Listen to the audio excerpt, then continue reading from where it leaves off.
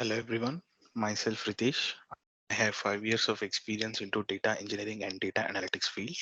My key skills or key expertise are Power BI for reporting purpose, the database that is SQL, and I have also have expertise into Azure Cloud, which includes ETL, that is Azure Data Factory, ADLS, Logic Apps, and Databricks. I've been working for multiple MNCs since last 5 years. I've worked for retail, I've worked for automobile, and I've also worked for cloud and technological domains. So today we are going to start with Power BI. Now, first, let's understand what exactly Power BI is, why there is a need of visualization or reporting in this world. Let me quickly share my screen. Now, the agenda for today's meeting is importance for visualization, why Power BI, what are other tools present in the market for this BI, the business intelligence. There are many other tools apart from Power BI who were market leaders since last 15 or 20 years. But with the introduction of Power BI, why it has dominated the market presence and how is it comparable to any other tool. Top 5 reasons we are going to see, top 5 reasons to learn this Power BI, and at the end, how Power BI works. So probably we may take few more time. Maybe we may not complete all these concepts or all these points in this session itself, but starting with why the importance of visualization is. Now let's assume you have a pure text and you have a visual here. Now, if you compare, if I give you an example, what exactly pure text is, let's assume that you are trying to read a story, you're trying to mug up a story or a novel, kind of story or a novel, and you have seen that. So you have a novel and you have a kind of story book. So which one would be easy to understand or which one would be difficult to understand? So in that novel, a kind of 50 pages novel or 100 pages novel it has, and the same novel is a kind of movie present. I mean, the novel is converted into a movie. There are many such novels or stories which are nowadays converting it into a movie. So whatever movie you're trying to see, there maybe probably they were earlier a novel, but which one would be easier for you to understand? A novel with 50 pages or around 100 pages of description, or a movie which is of around 3 hours? Which one would be easy for you to understand? And why movie rather than going back and reading novel? It is very easy to, I mean, we can also go back and think in our mind that yeah, this is what we are trying to read, and we can visualize it also. So with that visualization, if you compare it with any movie which is a kind of already visualized in a picture format, so a kind of colors, maybe kind of action, and kind of the cast you are trying to say, so you are more attracted to that visual representation. Maybe it may be a smart movie, a small movie or a short movie. It may be any YouTube short also. So guys, would be a kind of tendency of a human brain is try to understand visual representation more easily. Even though if you are spending a 50-page novel, you are spending around 1 hour or 1.5 hour to read that novel, and you're spending around 3 hours for a movie. So kind of double the time of novel, but now the movie would be kind of more intuitive. It would be easy to understand, just because human brain, the tendency of a human brain to attract to the colors, to attract the visuals or whatever graphical representation the movie has, it is very easy to understand rather than a normal novel. Even in the novel we might have few pictures, but it would be kind of more a boring purpose or a more a boring kind of thing. Whereas if you compare it to any movie, any graphical representation, or else we have certain comics also, anime comics. So in that comics, there isn't any written scripts. Already the visual representation is there. People who are comic freak, who understand this comics and cartoons, so it is also very easy to understand rather than a normal novel or a storybook. Why? Because the human brain tendency is 90% of the information transmitted to the human brain is a visual. Whatever you read, irrespective of your reading also, if you're trying to visualize it, it would be easy for you to understand. Rather than reading and visualizing it, if you directly go and see it in the form of a visual representation, a finished product or a finished visual representation, 90% of the information would be directly transmitted to the brain. And the other 10% is a kind of text. Other 10% is a kind of text. So visuals are processed around 60,000 times faster than a normal text format in a human brain. So this is how the importance of visual is. It's a kind of 60,000 times faster, 60K times faster than a normal text representation. It's a kind of average information collected from all the people around the world. So around 95 much of the messages people would be easily able to retain. If you're trying to see a movie, that movie would be remembered by that particular person maybe around 20 to 30 years. A kind of lifetime he can also remember. But if you go back and read any novel or a storytelling book, it would be a kind of, yeah, you may remember it for 5 months, you may remember it for 6 months, or you may remember it for 1 year, or maybe 2 years. After 2 years, the tendency of a human brain is he may try to forgive it. He may try to forgive it. But if you compare it with any short movie or a film, he may remember it for a longer duration. Why? Because visuals are more intuitive to the human mind. So a kind of 40% of people respond better to visual information than a plain text. It may be 40%, but around 50 to 60% of people are more attractive towards a visual representation, towards colors, towards a kind of pictures, towards a kind of videos, which are more intuitive to the human brain. So this is how the visualization analogy works. Wherever you see a text and wherever you see that text format converted into any report, converted into any movie, or converted into any picture or a visual representation, the human mind always tend to see that visual representation rather than reading a pure text. And if you compare it with your daily routine also, if you're trying to read a newspaper, let's assume nowadays, how many people are going back and reading a newspaper? Anyone from this group who are trying to read a newspaper, or who are directly using their smartphones from the Google itself, the Google News, or any real-time news? Okay, so I see that few people read newspapers, but if you go back and try to see that newspaper also, wherever there are pictures, wherever there are a kind of picture or pictorial representation is there, the human brain's tendency is it go back and reads that picture representation first, rather than reading a normal a kind of normal routine print page, or normal routine print page where there aren't any visuals.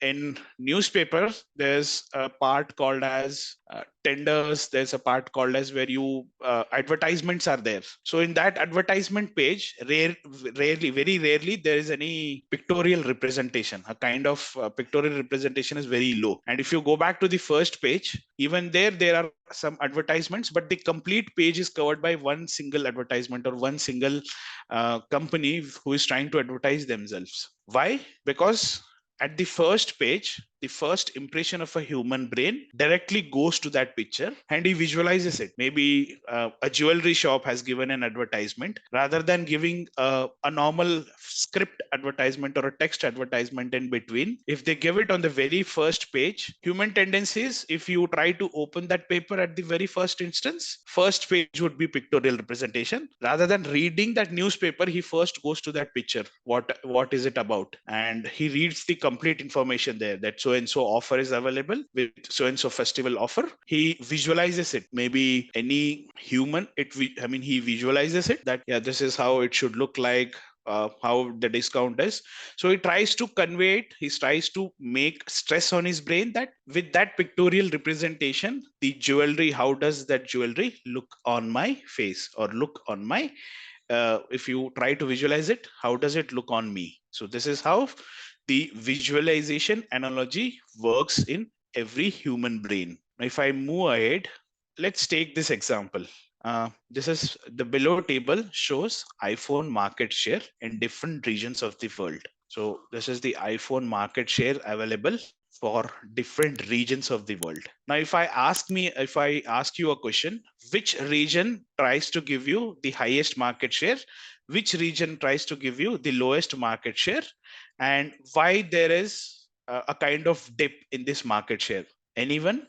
But if I try to visualize it here, now it would be kind of more intuitive. Now, many of your people might be seeing towards right only rather than seeing the left kind of table representation. The graphical representation would be easier for us to understand. Now, here we can analyze that total worldwide share is around 25 to 30%. North America and Oceania has around 55%, maybe 55.55 and 54% here. And now you can see why South America is around 14.33 and Africa is 14.18. So it kind of both continents have same market share.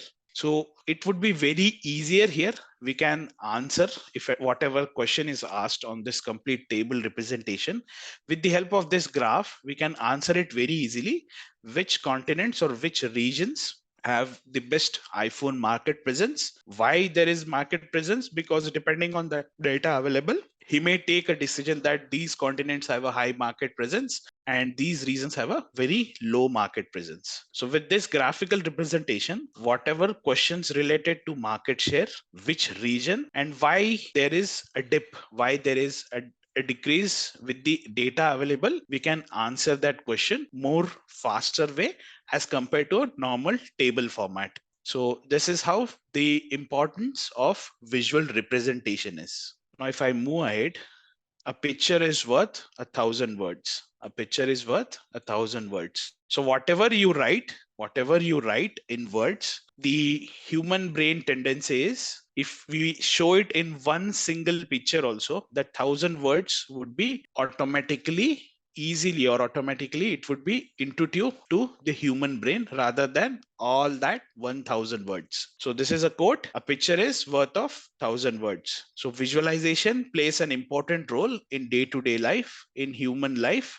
Why? Because 1,000 words can be easily, human brain can easily capture that 1,000 words in a normal one single picture format. Now if we move ahead, let me tell a story. How many of you understand this? Depending on that, let us visualize how does it look like. So there's a small village. And one fine morning, from a small home in that village, two people, a brother and sister, were going out for a fishing near the lake present to their house, and they were trying to fish, or they were trying to catch a fish from that river. So they may find a fish, they may not find a fish. That's a different thing. But if I try to tell the story, maybe in next 2 or 3 minutes, half of the people would leave this meeting. Why? Because if I'm trying to tell a story, it's a kind of boring purpose. It's a kind of boring. You have to go back, you have to make your brains. Now it's around 8, 8:15, 8:20 in the morning. Why this guy have started with telling a story? We were already in the half of the sleep. Why this guy have started with telling this story? If I go back and tell that story, next 5 or 6 minutes, half of the public would leave this meeting. Now, if we visualize that story, this is how the visual representation is. I might tell a story for next 4 or 5 minutes completely on this visual or a picture representation. But if I try to show it in a pictorial format, it would be very easily for us to understand why pictorial representation or why picture representation is way more easy kind of understanding for a human brain rather than telling it in words or a text format. So even though I'm telling a story, you're only using your ears to visualize it or to hear it. But if you directly open your eyes and directly see this picture, it would be very easy for us to understand why pictorial representation is more important, why graphical representation it is more important. So this is how the visualization plays an important role in our day-to-day life. Now let us take one more example here. this is a kind of sales. This is a kind of sales and profit generated by a particular online website or an online sales platform. So we have usually go back and see from Flipkart, we usually go back and see from Amazon or Myntra. There are many such sites available. Now let's assume that this is the information present for 2022. And so now let's see, if I have a question, which month has the highest sales and which month has generated the highest revenue? March month is the highest sale. Okay. And And which revenue, month? April has the highest revenue. no, Okay. February is the highest February revenue. is the highest revenue. Okay. Okay. Yeah, February is the highest revenue. Now, this is a kind of tabular format, a kind of table format where information is present in the tables, a kind of Excel format. Now, if we visualize it, if we try to visualize it, this is how it looked like. The blue color line is a revenue and the green color line is a sales. Now, what exactly revenue is? Revenue is nothing but a kind of profit. If they are trying to sell 1,400 in dollars, of which 280 is their profit, profit is nothing but the revenue generated by that particular organization or a particular online website. If we analyze it in a visual format, starting of the month around January, February, March, the sales are high. Now, if I move ahead in the month of May, June, or July, they're a kind of in a decreasing trend. They're kind of in a decreasing trend. And at the end, around October, November, or December, they are again in a fully decreasing trend. Now, we can assume it. This is the highest sales start of the year. In mid of the year, the sales were around moderate, and at the end of the year, the sales were around low sales. Can we analyze it? We would have analyzed it in this tabular format?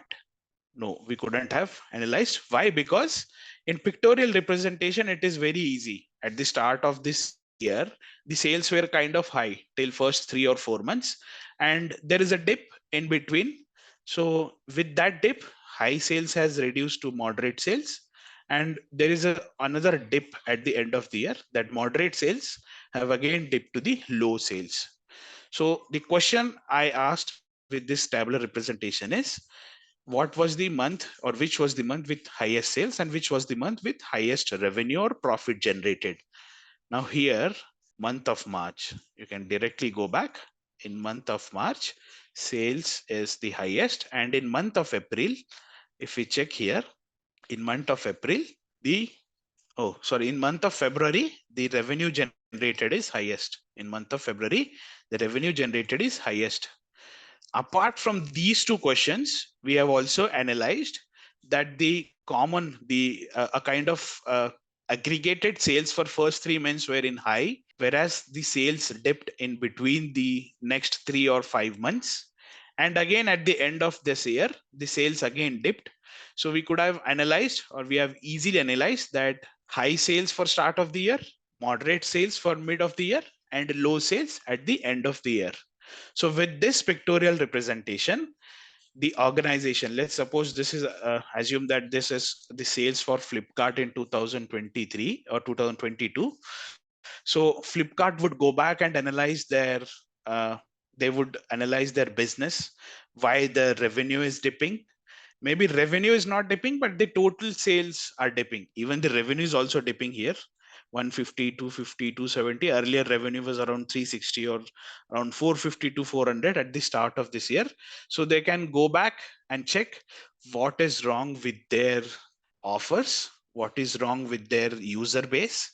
They might give us some extra offers to the users. They may give some lucrative offers or lucrative special discounts so that they can improve their business, then they can improve their sales and they can improve their profit.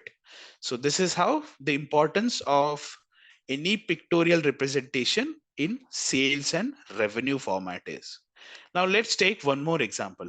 So this is the a kind of representation for stores which are selling mobiles, and what is the sales of that stores. So there are many stores, there are many offline stores available. If we go back and see, there are many offline stores are any big giants are also there, and there are many small such outlets available in our nearby places. Now, if I ask a question, which store has the highest sales? If anyone can answer. Okay, store to iPhone 85,000. This you're trying to say. But my question is, which store has the highest sales? Here, store to 85,000 accepted, but store one has 70,000, store one has 41,000, store one has 5,000, store one has 15,000. I want aggregate answer. Which store has the highest sale? You may have to add these figures. Okay, store 3, Samsung. They might think that you don't know or you don't have any idea how to represent this information for them in easier format. They are expecting us, the stakeholder is expecting us that this is how the data is. You give us some solution, you give us some information with the help of this data so that we can improve our business, we can take our decisions. So if this information we are giving it to them, now they may think that you may not know the current trend or current future, what current trend is. If we show it in the pictorial format, store 2 has the highest total sales. If we show it in the pictorial format, store 2 has the current highest sales. So this is how the pictorial format is. It is very easy to understand. Store 1 and store 2, what is the difference? 23 and 1350. So it's a kind of very long jump. And if you compare it with store 2 and store 3 also, store 3 is a kind of dip here. There is a comparatively total sales are low for store 3 if you compare it with store 2. Yeah, but for store 1 and store 3, the store 3 sales are bit higher, a kind of uh, normal higher thing. Rather than 1350, it's 1820 here. So this is how the total sales information, rather than a tabular format, if you visual it, if you try to make it in a visual format, it would be very easy for us to understand. Now, this is where the visual analogy or visual analyzation is more important. Now, let's take one more example. The same product or the same table. Now, if I want to check which phone has the highest sales, which phone has the highest sales, not about which store, which product has the highest sales. iPhone. Okay, so iPhone 85,000, iPhone 75,000. Okay, there are some products which are related to OnePlus. OnePlus is very way more down, man. 5,000 में OnePlus तो नहीं आएगा. Okay, 50,000 accepted. Vivo 15,000, 12,000. Now, if we visualize it in the pictorial format, iPhone is around 2,30,000 and Samsung is around 2,35,000. People, you were saying that iPhone has the highest sales. There is a small gap of 500. 500? No, 5,000. There's a small gap of 5,000. Samsung is in the market leader with this table representation here. A kind of 5,000 more sales it is making as compared to iPhone. And if you go back and check, Vivo has the lowest total sales. The product Vivo has the lowest total sales, and OnePlus is around 55,000. So the question I only asked is which product has the highest sales. With that question, we have got the information in the pictorial format, and we have also got what is the difference between the second highest and the highest sales product, which product has the lowest sales, and what is the difference. You can also, a kind of difference is also available with this pictorial format rather than this tabular format. So visualization, the importance of visualization is very intuitive or very useful for nowadays. If we go back and give this information in this pictorial format or a graphical format to the stakeholder, they can decide that which product has the highest sales, and they can take their decision. If they are trying to give certain discounts to OnePlus user, they may go back and give certain discounts. They may go back and see what all offers can be given to OnePlus to increase the sales of OnePlus or to increase the sales of Vivo. Now, if we move ahead, let's take one business case to understand. So let us assume that a builder or a developer wants to sell his product or wants to sell his new launch. So what new launch is? He has launched a new gated community where all villas would be there. A kind of 4 BHK villas or 3 BHK villas. He has newly constructed it and he wants to sell his villas. Now, what approach or what what strategy he would do? He would rather do it offline. He would rather tend to give advertisement to offline, a kind of offline advertisement, and he would also apply it on any. Nowadays there are the apartment or kind of search sites available like housing.com or 99acres.com. So he may follow that approach as well, a kind of both offline as well as online approach. So if he's following an offline approach, he may not go back. I mean, he's a developer or he's a builder. He personally would go back and try to contact or try to connect with the people available in his city. He may not do that. He may hire any third party agent, a kind of broker there. So if he's hiring a broker, we would get this type of messages. So for broker, what he does is he would kind of generate such SMS format, and he may reach out to broker that, hey, can I get your, I mean, can I hire you, and can you go back and search around your area or search in the complete city with this SMSs, with this SMS format, who are all looking to buy any house or any villas in nowadays. So what does this mean? If he's trying to invest on that broker, maybe the cost of house, let's assume the cost of one villa is around 1 crore. The cost of one villa is around 1 crore. Even 1 crore is less nowadays, but let's assume that 1 crore for a villa he's quoting. So for this 1 crore, he has invested around 80 lakhs. He has invested around 80 lakhs for construction, and 20 lakhs he's expecting as a profit. So he has invested around 2 years for this complete construction, and he's expecting around 20 lakhs as a profit. 20 lakhs as a profit. 80 lakhs is the cost he paid for constructing the complete villa, for one complete villa. He may hire certain broker. So if that broker, let's assume that broker, he wants to give that broker 1 lakh. He wants to give that broker 1 lakh. Okay. So that broker go backs and he tries to connect it, or he tries to connect with the people around him. So for connecting people also, first he has to make sure he has to sort that information. Whoever is trying to purchase, whoever is interested to purchase any villa or a flat nowadays. So what does he do? First, he would go back and try to get this SMS information, and he would reach any operator, maybe any mobile operator. So for one SMS, it costs around 1 rupee. For one SMS, it costs around 1 rupee. One SMS is 1 rupee. So if the population of a particular city, let's assume it's a Bangalore. Let's assume it's a Bangalore.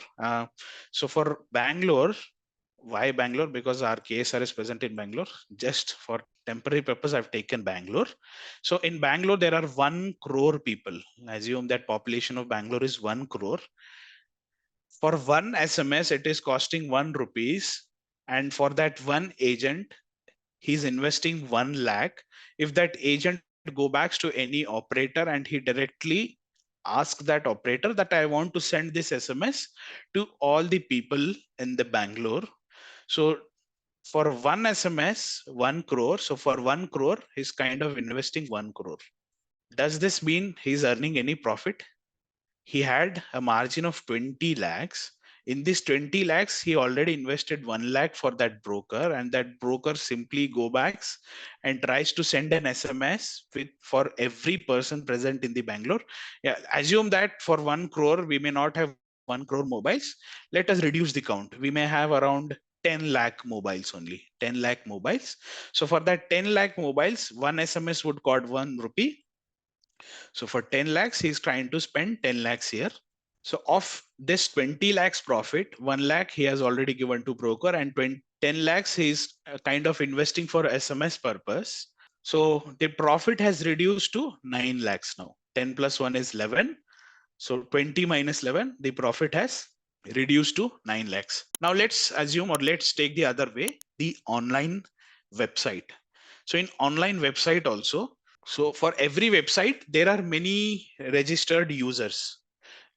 So that website would not go and filter that whether that user is an active user or whether that user is trying to search or trying to a kind of available to purchase any house. If you go back and see in 99 acres or maybe housing.com or whatever, magicbricks.com, kind of lakhs or crores of people have registered on it.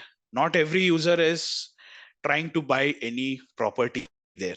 He may have for a temporary purpose, for getting some information what is the price around the area, he might have registered it. So over there also, if the builder is trying to approach any person who is really interested to buy that particular mansion or buy that particular villa, he has to go back with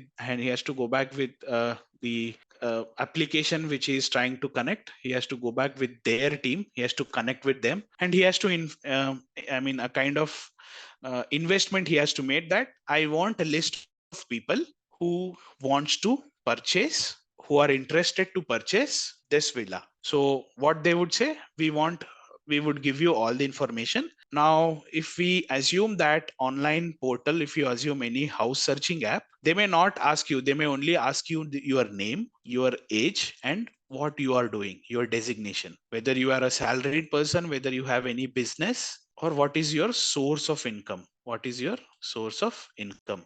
So source of income, they may not ask you depending on the age. Irrespective of age, they may ask you. Irrespective of age, they may ask you. Now the question comes, how does that house search website, that team would go back and give the results? They might go back, they might try to find whoever have registered on their application, who is actively opening their website, who is actively opening their application and trying to search if they are kind of searching any property to buy. So they might filter their information first. Now they might get name, they might get age, and they might get designation. How do we differentiate it? How do we differentiate it? Now let's take an example. So in any online application, there are many number of users registered.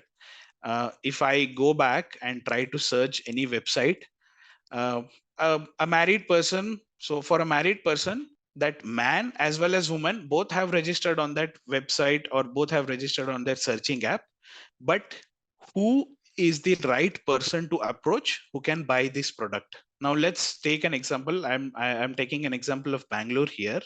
If you're taking an example of population, if we neglect this, people greater than age 60. Why? Because above 60 all are retired people. So they might have already purchased an house, even though they are registered on their particular website, house search website. So we may neglect it because they are a kind of people who have already retired, and they might have already purchased it when they were in active service. Now again here, till 24, we can neglect this crowd also. Why? Because till 24 we may have we may are still studying, maybe a kind of education is still present. So anything between 25 to 60, we have to assume it. So what that website or what that website team does is, they might try to filter it with the help of age group. They may try to filter it with the help of age group. Now within this age group also, they may again apply a filter of designation. If 1 crore is the price, if 1 crore is the price of that 4 BHK or 3 BHK villa, and with the help of designation, if that person, we can decide, we may be wrong at certain instances, but this is the only information. They may not ask you, the house websites never ask you what is your income. They only ask you what is the source of income. So a kind of designation they might ask you. So that website team would go back and check if the designation of that people is a kind of business, So they are in a higher version, or they are in a high tendency to buy, because a kind of business, they might get more profits. They might get more profits. And if a person is trying to work in age group of 25 to 29 and 30 to 34, the average salary here is, for an Indian employee, the average salary here is around 1 lakh. The average salary is around on 1 lakh. And if I go ahead from 35 to 40, average salary, this is monthly salary, average salary here might be increased to around 1.5 to 2 lakhs. So this is how they might apply filters. With these filters, they might filter out the people who are trying to fetch. Out of this 10 lakh people present in this age group, they may filter. I mean, if the number of registered users on that application is around 50,000, so of this 50,000, depending on their designation, they may filter out that 10K people are eligible, the 10,000 people are eligible to purchase an house. And in this age group of around, they may have around 20K people. Of this 20K, 5K people are eligible to purchase the house depending on their designation. Now the number has reduced drastically. If we go back earlier, agent was investing around on 10 lakh people. Rather than this 10 lakh, if this online website or whatever house searching app, they have filtered out around 15K people, and they are trying to send SMSs, they are trying to send some alerts, or they are trying to call every individual. So for every call, they are investing 1 rupee. Here 15,000 is the cost, and that builder is kind of giving around 15,000 as a brokerage to that website, So 15 plus 15 is around 30K. Now if I go back, of 20 lakhs profit he was expecting, if he's trying to invest 11 lakhs here, he has already wasted 11 lakhs, and 9 lakhs is the only profit he was expecting if he has invested on agent. But if he would have invested this information, he would have invested this on any house searching website, he's kind of investing 30K. So which one gives you more profit? 20 lakhs minus 30,000, it's around 19 lakhs, 70,000. So the second assumption is more easier, because it is trying to analyze the data. It is trying to gather the information present in that particular city, and how many people have registered it who are trying to purchase it. They are trying to do some analysis with this graphical representation rather than going it in a offline manner. So the pictorial representation plays an important role for any type of business problem. He may get the information. He may have sorted 15,000 people, of which 15,000 people, one of them have already approached with the information given by the website that I want to purchase so and so villa. He may have invested 1 crore. So that builder has got a profit of 19 lakh 70,000. He has only invested 30,000 there.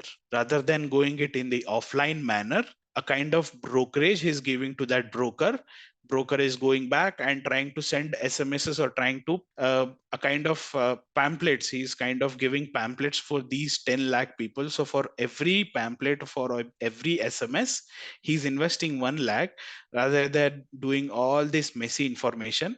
If he have already reached a website, if he have advertised that in the website, that website is taking around 15K, and they are trying to filter out this 15K people who are trying to purchase. Again, he's trying to invest 1 rupee per 15K people for sending SMSs, for sending offers. Try to visit my construction site, try to see how the quality of construction is, and if you are really interested, you may purchase it. So kind of graphical information, what that website team goes back, they tries to analyze it in the graphical format. They try to filter out who are trying to really purchase this a villa, who are trying to really purchase any construction nowadays. They may give you certain representation. They may analyze their data, and they may give the output. So this is how the pictorial representation plays an important role. The online pictorial representation plays an important role. Now let's take one more example here. So if we go back, we were taking an example of online website or online house search app. In that online house search app also, the information which that app is asking, if they are asking a name, every user may not enter his original name. He might enter some initials, he might enter some fake name also, and he might also enter some fake information such as fake mobile number or wrong mobile number. So we have to filter out that information. We have to make sure that information is filtered out. Now if I go back, if I'm navigating it here, what you are trying to, I mean, what you people are trying to get here, these are the names of people: Ankit, Hema, Karthik, Gopal, Anu, Shweta, and Shruti. And these are the genders. These are the genders. Male, this is FEM, this is M, this is MA, F, female, and FE. What they are trying to convey, they're trying to give their gender, but the information is not in a cleaned format. Information is not in a clean format. Now, if I check this information here, if I check this information here, we may have given initials M for male, F for female. Which table is more intuitive, or which table is easier to understand? The table 2.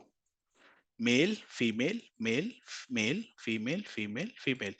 Why? Because the data is in a cleaned format. The data is in a cleaned format. So it is very important for a data analyst or a BI developer to always get the data in a clean format.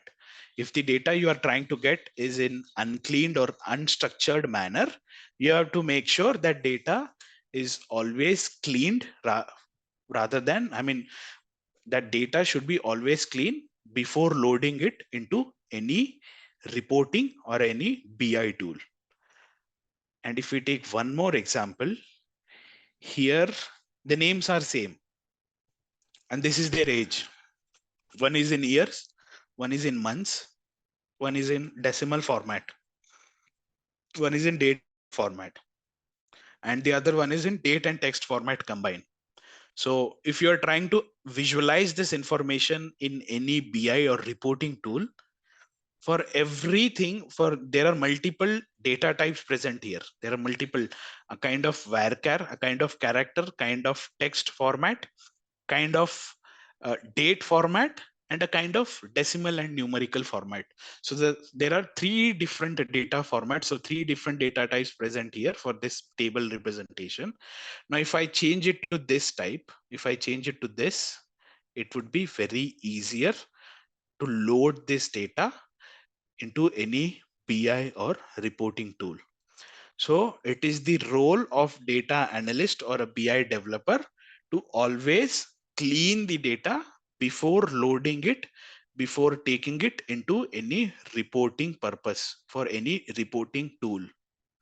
So anyone knows this person? Anyone knows this person? Neeraj Chopra. Okay, very good. So he's an Olympic gold medallion for javelin throw. He is one of the top rated javelin throwers present in the world today, is the leading javelin throw player present in the world today. Now, these are his statistics. These are his statistics. In 2022, June 30, his throw was highest of 89.94 meter. But starting from 2018, we have collected some information that his throw was around 88.06 in 2018. His throw was around 88.07 in 2021. So the coaches, the Neeraj Chopra has been trained under 2 different coaches. Naseem Shah, starting from 2018 to 2020-21 April, and Ove Hon or Hove Han from 2021 April till date, his current coaches. Now let's assume that these are his throws. If we make an assumption that this person or that Neeraj Chopra was trained under Naseem Shah from 2018 to 2021 April, his throws were around 88.06 and 88.07 in the month of 2021. And once his coach has been changed. His throws are a kind of more in distance rather than his previous coach. Now, if we are trying to make an assumption that which coach has better trained him, which coach has better trained him, coach 1 or coach 2? Any guesses which coach has The better coach trained him? two is the better result he got, right? Okay. Clearly, just looking at figure, we simply say that we Horn is the best coach, but thing is, until unless you find the average throw, only then we'll be able to say who is the best. Okay. Now let's take one more example. Very good. That you're trying to analyze the data, you're trying to think it in the format, or you're trying to think as a data analyst. So for a data analyst, you have to go back and check each and every record. Now, how the importance of each and every record is. So if I go ahead, everyone knows this example or everyone knows this game, long jump. This is a kind of Olympic level game. So how the importance of data takes place. So let's assume that we have 6 people: John, Tom, Julie, Carol, Bob, and Sam. So a new coach, earlier John can, okay, earlier whatever their long jump statistics were, with the introduction of new coach, they had an old coach. With the introduction of new coach, so new coach has been working with long jump team completely this month, and athletes have performed a kind of, there is a change in athletics performance of each and every individual. So John, let's assume that John was earlier had a jump of 5 meter. Now his improvement has been 5.015 meter, or kind of 5.15 meter. So there is a addition of 0.15 meter.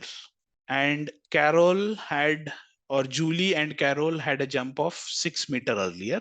Now their jump has been increased to 0.06 meter. Now these are the statistics. John has increased 0.15, Tom has increased 0.11 meters. So this is uh, a kind of improvement in their long jump rather than their previous record. Now at the end, Sam has reduced his long jump total count by 0.56 meters. I have shown it in the negative format. His long jump record as compared to previous coach, with the new coach, his record has reduced by 0.56 meters. Now let's assume it. Let's take this average performance. Now you were thinking it in the format of data analyst.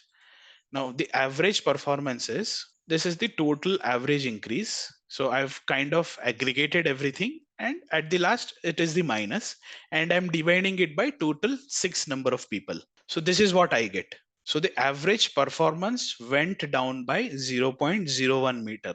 Now with this, we can easily, or obviously we can think that coach is useless. Am I right? Cross check the data. Now let's take the other calculation. Let us try the results without Sam. Now without Sam, we had 5 people. Their total long jump count increase have aggregated. The coach looks much better now. Now this is where the data analytics with the data use of data analytics came into picture. The data analyst has to think in this format, that if this is kind of decrease, why there is a decrease? Why there is a decrease? He has to analyze why there is a decrease.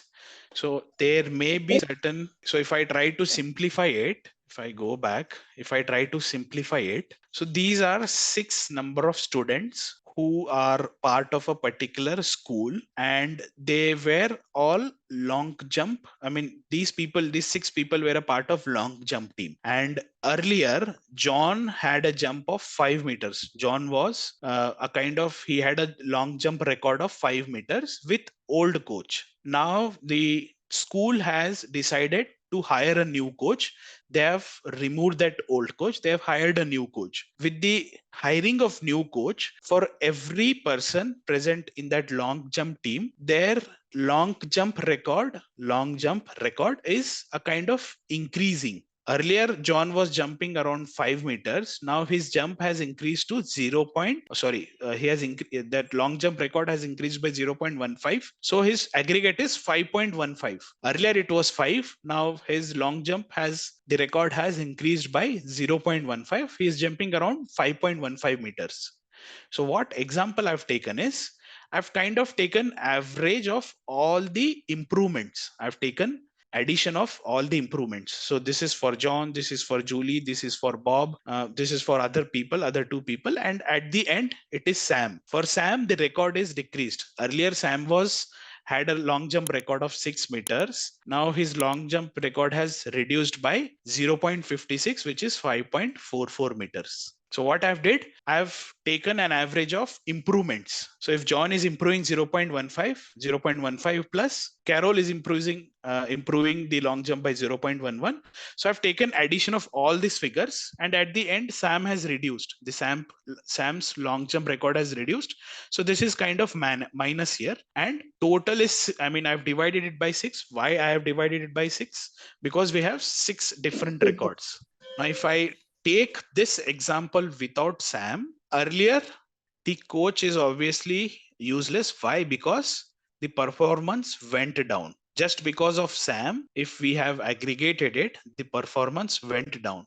Now, if we have tried it without Sam, I've removed the Sam's performance, so I've reduced the count also. I've reduced the count of 6 students to 5 students, so I'm dividing it by 5.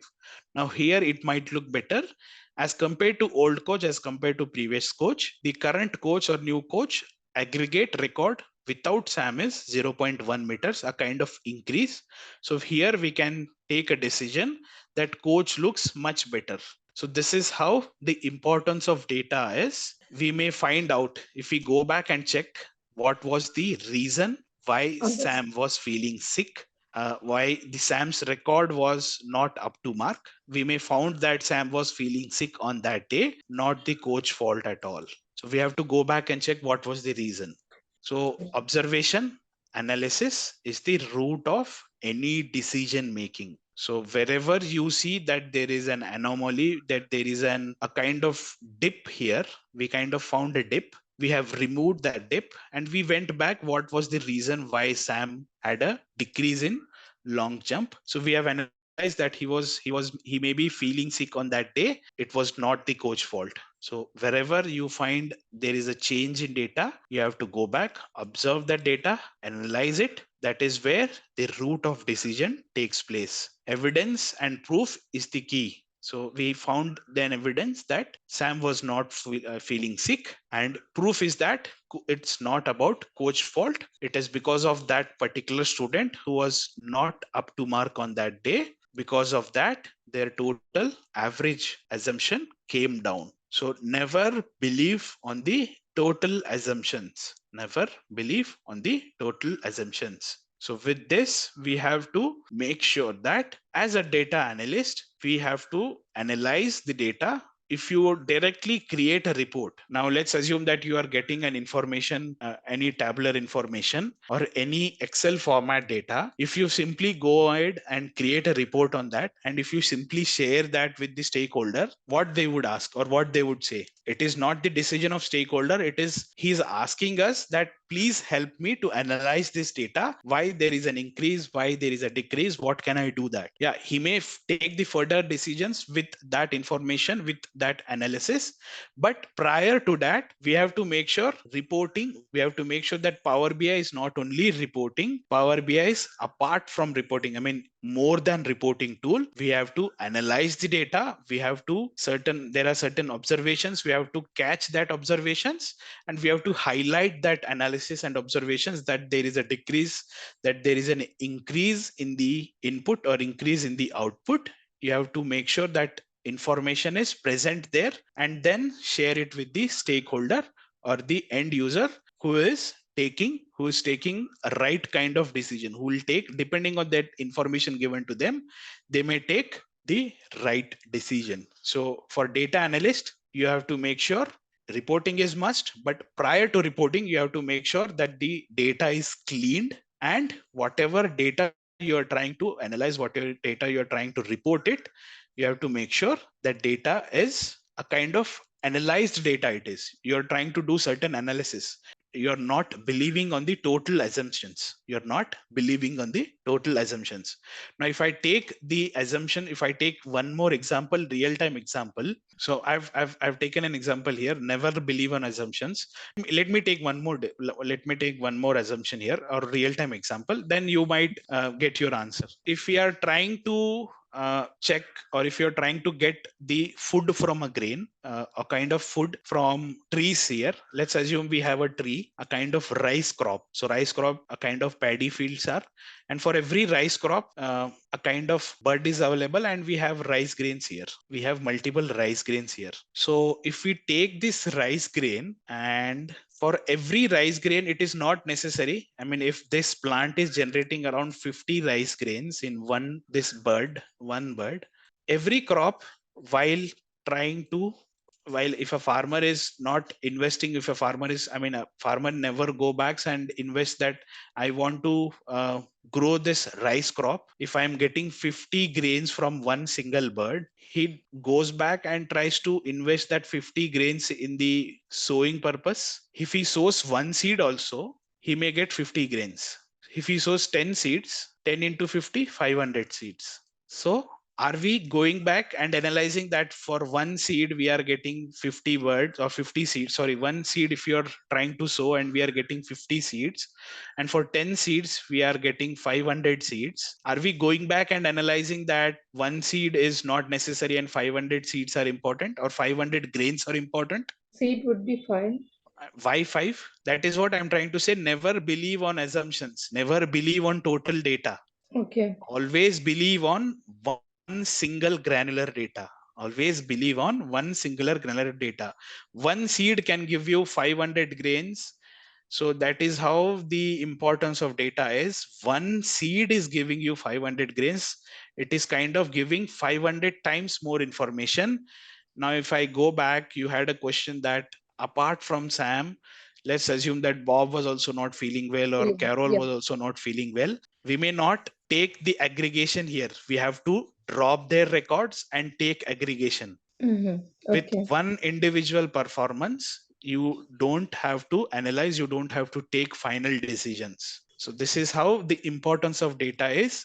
Every grain of information counts. For a data analyst, you may get all the data, you may get aggregated data, but every grain of information present in that aggregation counts. So data analyst, role of a data analyst is not only reporting, not only visualization, not only cleaning, but also observation and analyzing every granular data present in the report format. Whatever we have seen in last 30 or 40 minutes, that is all combination, that all combined together to form as a business intelligence. Now, what exactly business intelligence is? Combined business and analytics, data mining, data visualization, data tools and infrastructure, and best practices to help organization to make more data-driven decisions or to make more profits. So business intelligence is a combination of business analytics, data mining, data visualization, data tools and infrastructure, and the granular level of data, which is nothing but best practices to help organization to make more data-driven decisions. So business intelligence include data warehousing. So I've given you what exactly data warehousing is and what exactly data lake is. So data warehousing is nothing but a warehouse where all finished products are stored. So it includes data warehousing, it includes data discovery and visualization, it includes data management. Now, what exactly data management is? We are kind of getting data in multiple formats. You have to make sure that data is clubbed together. You're managing that data, a kind of what quality of data it is, whether the data is a kind of cleaned product or not. Data is, if the data contains any anomaly or not. So that things you have to make sure, or that things you have to sort out. So for a data analyst, data quality management is also an important aspect. Whatever data you are getting, you have to make sure that the quality of data is all perfect. Now, self-service BI it's a kind of artificial intelligence. With the Microsoft Fabric introduction, the concept of Copilot came into picture. So whatever you ask to Copilot, it would give us in the visual format. But prior to that, prior to this self-service BI, whatever data you are trying to load in the reporting tool, you have to make sure that data is cleaned data. Copilot or artificial intelligence would never go back and it would clean the data. It is the data analyst role who has to discover that data first. From where should I get that data?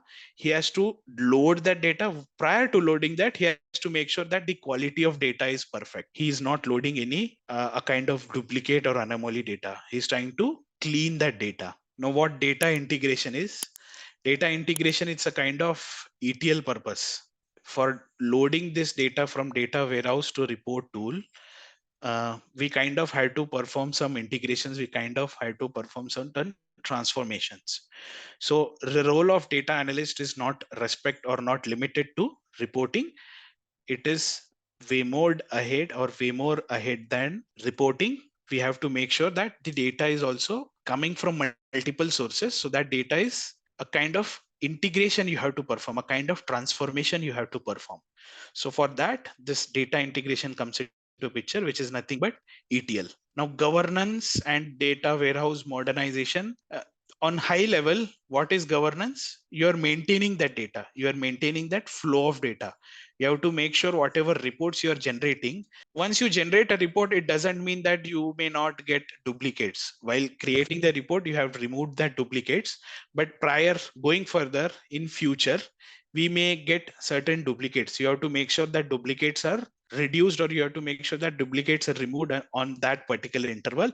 So you have to govern that data. A kind of governance is also necessary. And apart from this, data governance also includes to whom you are sharing this data. If you have created a report on, there was a requirement from an organization that I want so and so report, and you have created this report and you are trying to share this information with each and every employee present in that organization, does that make a sense? It would never make a sense, because you only have to share this information with that respective individual who can further analyze with this data and take business decision to improve that particular organization's profits and revenue. So governance also includes the governing data, a kind of giving approvals, a kind of giving or sharing data to only that particular individuals, only sharing data to particular set of people. Now, what exactly data warehouse modernization is?